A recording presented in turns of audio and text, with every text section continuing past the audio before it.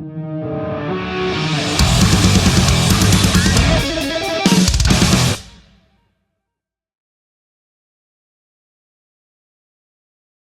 you been, dude? It's Excellent. been a little while. Oh yeah, no, I've been good. How about you? Yeah, good, man. Good. Just, doing the band thing, doing the family thing, right? That's like, Never hurts. yeah, that's it. That's it. But man, of course, sad times. She had a call in a day after 37 years. Yes. One of my favorite, I've told you a million times every time I see you. Shihad is a very, very important band for me. But Oh, thank you. I imagine it being pretty tough for you guys, come to the end. Has it sunk in yet? No, I mean it won't. These things don't sink in. They just kind of move around. I mean, it's we're doing our thing. And for me right now, it's very much one foot in front of the other. Man, Um, you know, um, and so just really, yeah. But it's been great. I mean, it's forced us to examine our back catalogue and do everything. Go back through everything. We learned 75 songs before we went on this. Before we started this kind of these first two shows, and it's been a really good time of reflection. You know what I mean? It's been fantastic. do you think it's, through all this, it's brought you guys closer together? I think it's helped define things. I mean, I think, we're pretty close. We've been in each other's pockets for a long time. Hmm. Um, but I think, it's one of those things where we've had to examine if something is sustainable in the form that it has been operating in, and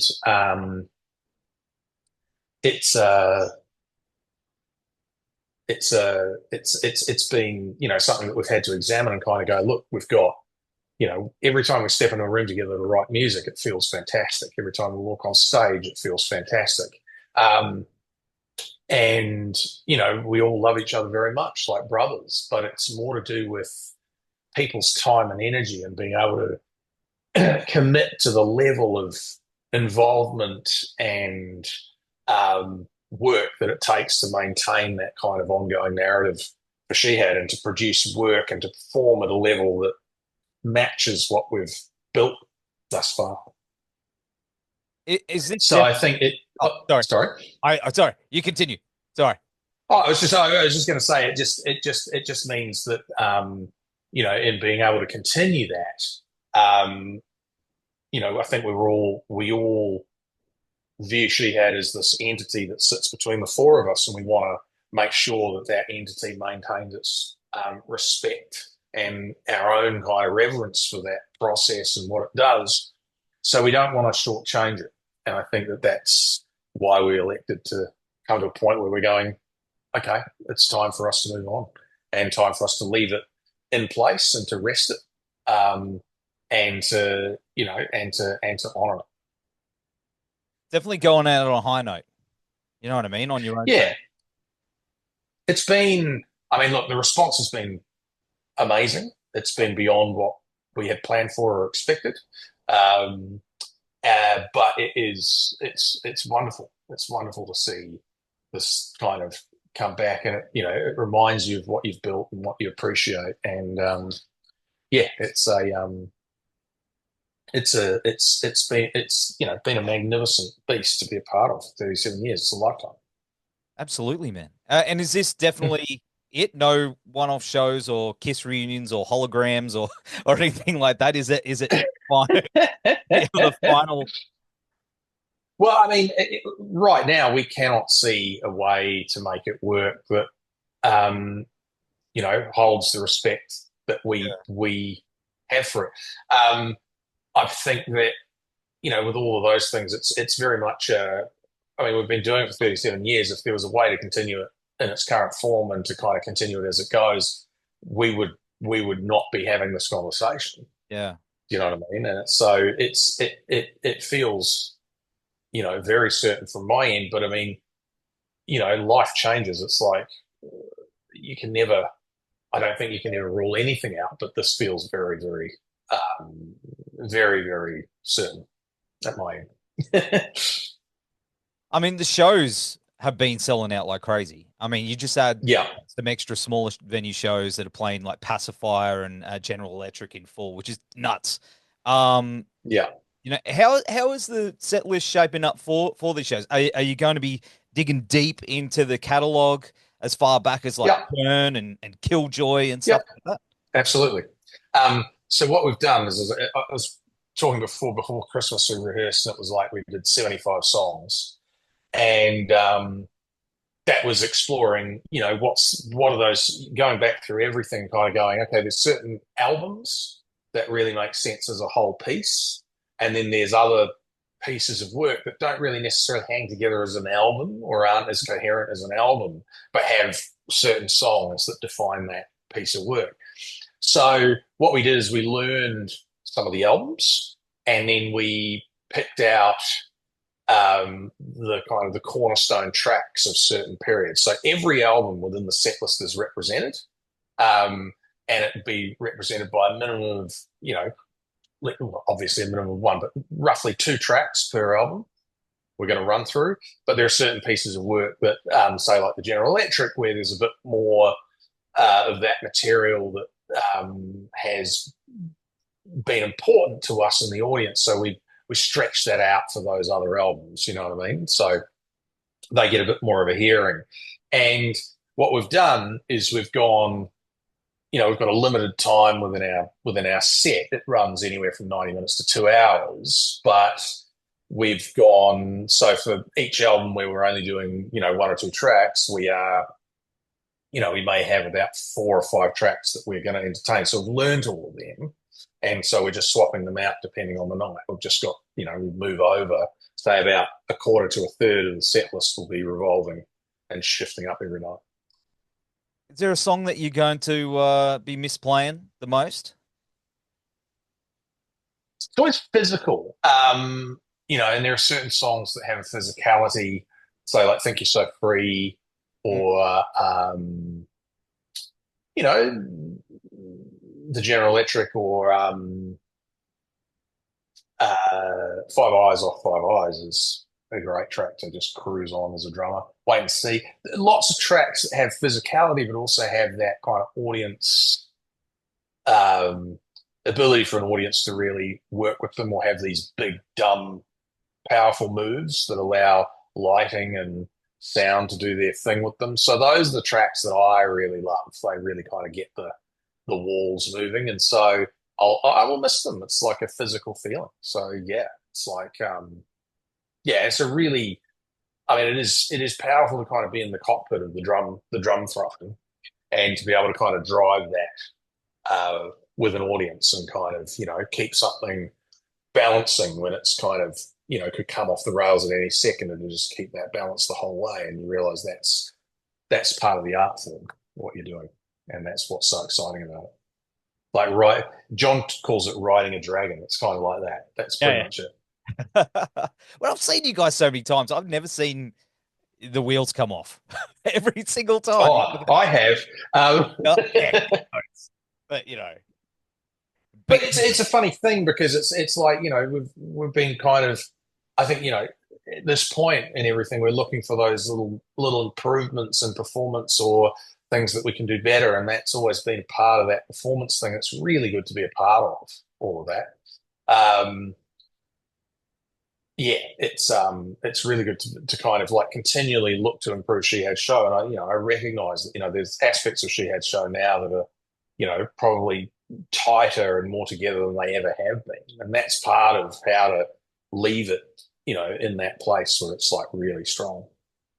But some of those moments, though, as rare as they are, when the wheels do come off live, you sort of look at each other and have a little giggle. They are magical moments. You got to. Yes, absolutely.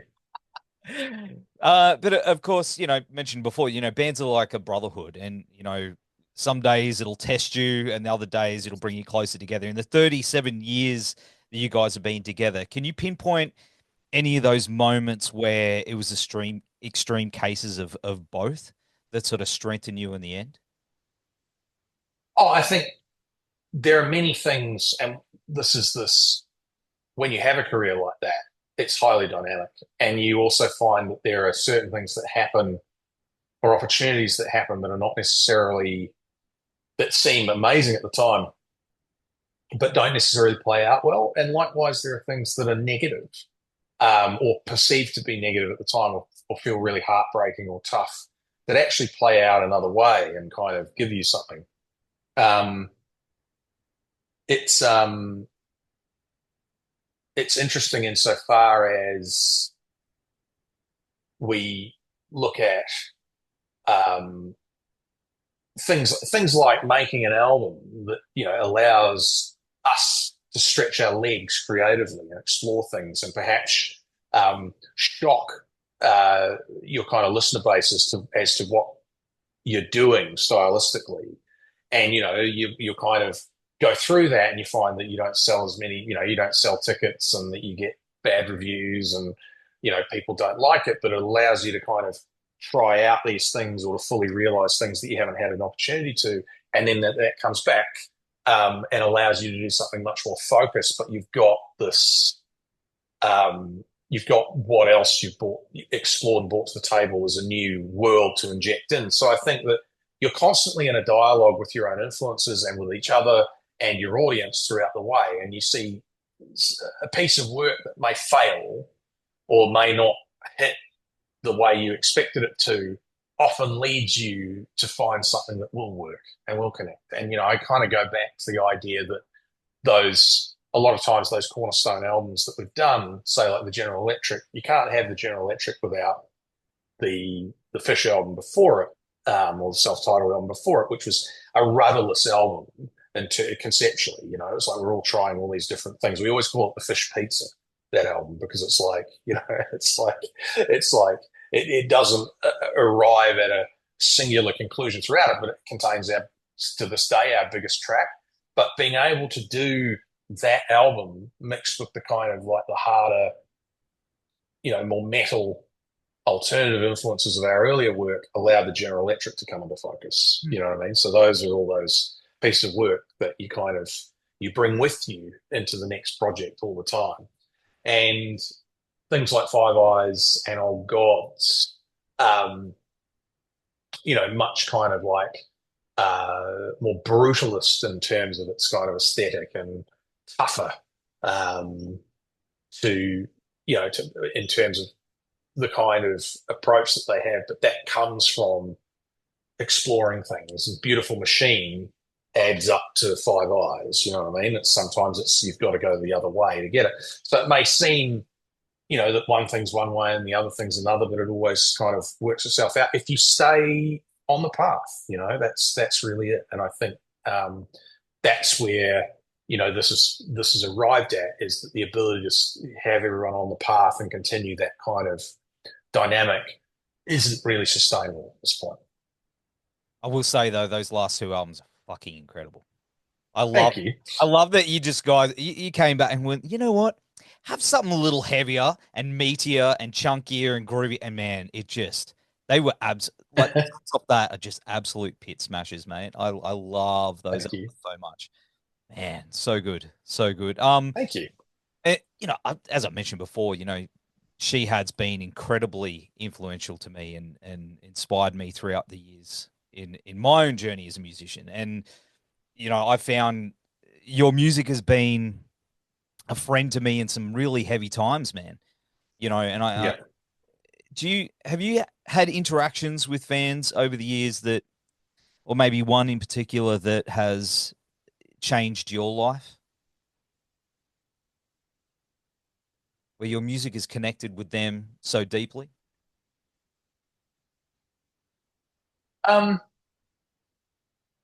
I think all of that makes you humble, right? That brings, and this is a difficult conversation because you see people's life stories, you see people's life stories, and you, particularly over this kind of time, you recognize people's lives, that you're all, at one time you were young and you're full of energy and you wanted to create your space in the world, and that includes the culture around you and how that works, and how you speak to that on a global scale as well. And you see all of that, and then you realize that everyone is human, and insofar as human, you see people go through heartbreak, go through wins, evolve what they're doing and where they're coming from, undergo the loss of loved ones. Some of them die. Your own mortality is involved in that. So it's this, I think overall, you suddenly realize, oh, we're in a conversation, we're in a dialogue, and we're all part of an era or a culture, and we move together through life. Mm. And there was a powerful moment, and this was with an artist that we worked with. It was a close friend of ours, and he died young. And we went to his funeral and his ceremony, and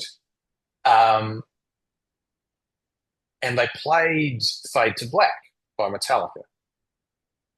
And you suddenly realize, oh, it's the first time I realized this music, this culture, these artists that we look up to, and what we do and what we're a part of, both to ourselves and to other people, we're part of a soundtrack for the rest of our lives. That we will be in an old folks' home in palliative care, and the music will still be around as it is for generations before us, and that you suddenly realize this is a soundtrack, and that it's a soundtrack for yourself, and what you meant then, but it also is a soundtrack for others, and they know what they got out of it at that point, and it becomes these reference points for everyone. So I think that is what it becomes humbling at that point. It just becomes like, okay, our role is in a dialogue about that soundtrack and about transmitting emotions towards points in your life that you can use. That's pretty much it. Yeah. And I love it. And well, I don't know who runs the Facebook and the socials, but if you guys ever see at 2 o'clock in the morning on a Sunday morning, some videos with Tune, it's usually me and my mates on his deck. He's got a bunch of Shihad videos because he's made a playlist of videos for his deck. Yeah. His own rage, and it's like 300 hours of videos. And there's Shihad pops up a lot, and we usually when that happens, we're getting a little bit loose on the beers. So if you ever see that, that's us. I'll look out for it. It's funny, It's like what was I about to say? It's it's funny where it crops up, and it's funny when you listen to yourself, because a lot of the time you don't listen to yourself. It's like it's very weird. It's like you do the work, and then it's like it's over there, and you listen to everyone else. You listen to other music, right? But then when you're forced to look back, and at times you kind of go, oh, I really want to hear that piece of work, and invariably, I find myself either kind of going for a walk or driving, as I turn it up far too loud, and that's what it was for me. You know what I mean? Well, there's other pieces that are more reflective, but it's interesting. It's like when you're part of the creation, you don't listen to it. You know what I mean? You listen to it once in a while, and you measure yourself. Yep. You go, oh right, how did I come up with that, or how did we think in order for that to be the case? Sometimes you can't fathom it. Sometimes it's a reminder. Sometimes it's embarrassing. You know what I mean? It's like, and but that's the interesting thing as well. That there'll be tracks that you think are awesome that no one gives a fuck about, and then there are tracks that mean a lot to people, and you're kind of like, Oh, mate, that's awesome. Yeah, shout out to Ollie. Beers weekend. Okay, he had done. Yeah. Just keep an eye. Look, I'll try not to tag you at early in the morning, but because you guys played with some legendary bands and did some crazy tours like Black Sabbath and Metallica and AC/DC, Faith No More, and even Motorhead. Was there one show throughout your career that was just the moment? Oh, there's so many. Touring with, the first time we played with Faith No More, which was in 1990, maybe. Yeah, no, 1990 was because they were so on fire at the time. That was amazing. And then to tour with them years later in Europe, that was a moment overall. Playing with AC/DC for the first time was, I mean, that just changed your DNA, watching a show at that level. And then I think that we kind of, it was almost like we orbited AC/DC in this part of the world. Whenever they'd kind of come to New Zealand, we'd end up playing with them. And that's been, I mean, they would stand as my favorite artist of all time overall. Yeah. And that's been a huge honor and just magic to be a part of. But there's always something that's like, the Sabbath tour was magic as well. It was so great to be on tour with them. I keep thinking about all of it. It's like, yeah, each of those tours was special. Man, wild times. Just wild seeing what you guys had done. And and you think about it in terms of festivals as well, like Big Day Out, in terms of what that was as a cultural moment too. We were talking about that generational thing, to be a part of the Big Day Out and to see that put together was amazing. And that's my generation. I was there. I remember the first time the first time I saw Shihad was at an in-store in Brisbane. Yeah. And I got on the train and got up and saw you did like an in-store. You played in in the street. Yeah. 1997, I think it was.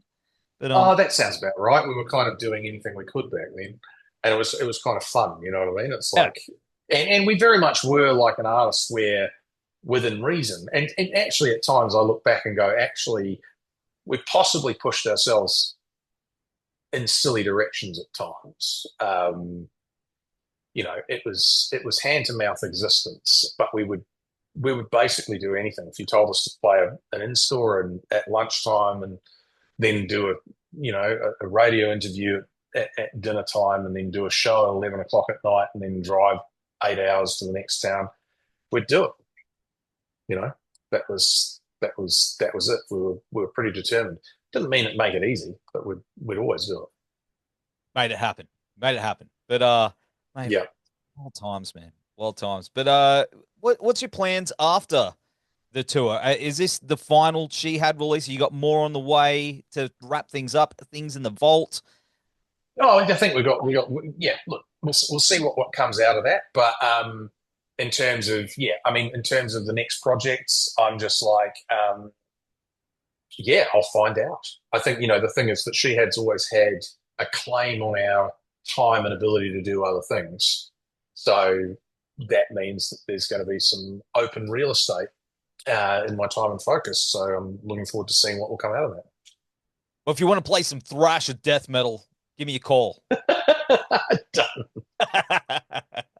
Mate, it's been an incredible ride being a fan for so long and seeing what you guys have done and I appreciate I do apologize throughout the years sometimes, especially in the younger years. I was a bit of a punisher.